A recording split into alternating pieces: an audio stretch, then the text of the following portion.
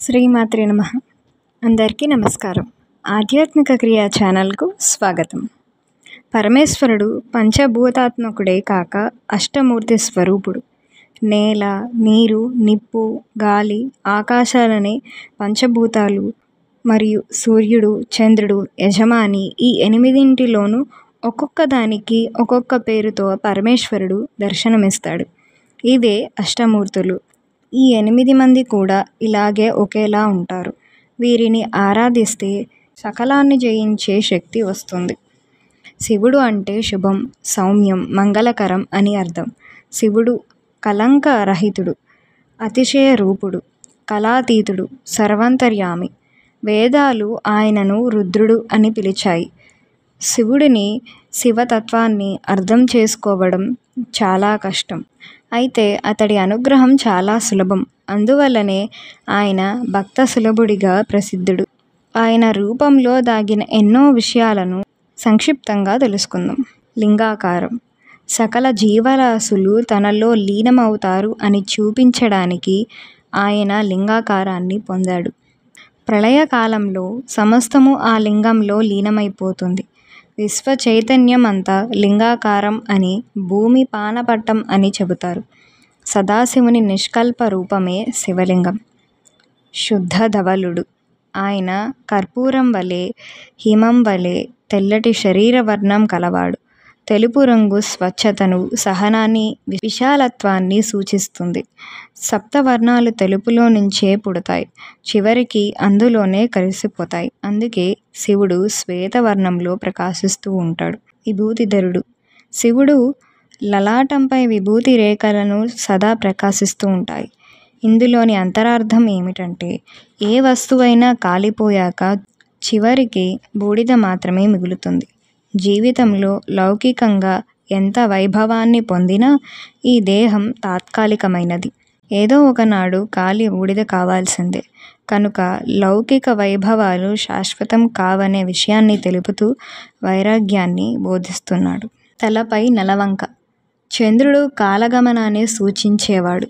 దక్షుడు శాపం వలన రోగాన్ని పొందిన చంద్రుణ్ణి అనుగ్రహించి నెలలో సగం రోజులు వృద్ధిని, మరో సగం రోజులు క్షయం పొందే విధంగా శాప విమోచనం చేశాడు. అతని ఒక కళను తీసుకొని తలపై ధరించాడు. ఆనాటి నుండి శివుణ్ణి చంద్రశేఖరుడు అని పిలిచారు. కంఠంలో కాలకోట విషం. క్షీరసాగరం నుండి ఉద్భవించి జగత్తును దహించే కాలకూట విషాన్ని కంఠంలో నిలుపుకొని లోకాలను రక్షించాడు. కంఠంలో కాలకూట విషం నిలువగానే ఆయన కంఠం నీలంగా మారిపోయింది.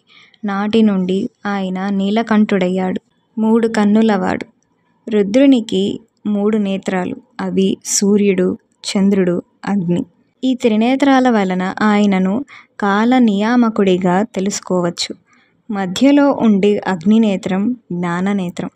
ఈ నేత్రంలోనే ఆయన మన్మధుడిని భస్మం చేశాడు. నాగభూషణుడు. విషసర్పాలను కంఠంలో, దేహంపై భూషణాలుగా ధరించాడు. సృష్టిలోని జీవజాలమంతా తనకు సమానమని తెలిపి గరుడుని వలన నాగులకు రక్షణ కల్పించాడు. నాగులు కుండలిని శక్తికి ప్రతీకలు. తలపై గంగమ్మ. భగీరథుడి ప్రార్థన వల్ల భువికి దిగి వచ్చిన గంగను తన జటాజూటంలో నిలిపాడు శివుడు. గంగను ధరకు విడిచిపెట్టి లోకానికి ఉపకారం చేశాడు. ఆయన స్వయంగా జలమూర్తి, దానిపై నియంత్రణ కలవాడు కూడా. ఈ సందర్భంలోనే ఆయనకు గంగాధరుడు అనే పేరు వచ్చింది. త్రిశూలధారి. సృష్టి, స్థితి, లయాలు 3 శూలాలై నిలిచి ఒకే ఆయుధంగా మారి శివుని చేతిలో త్రిశూలంగా నిలిచింది. ఆ 3 మొనలు సాత్విక, రాజస, తామస అనే 3 గుణాలకు ప్రతీకలు. ప్రారబ్ధ సంచిత ఆగమ కర్మలు హరించాలన్న, ఆది భౌతిక, ఆది దైవిక, ఆధ్యాత్మిక తాపత్రయాలు పరిహారం అవ్వాలన్న త్రిశూలమే ముఖ్య సాధనం. డమరుకం. శబ్దం, భాష, వ్యాకరణం జ్ఞానానికి ప్రతీకలు.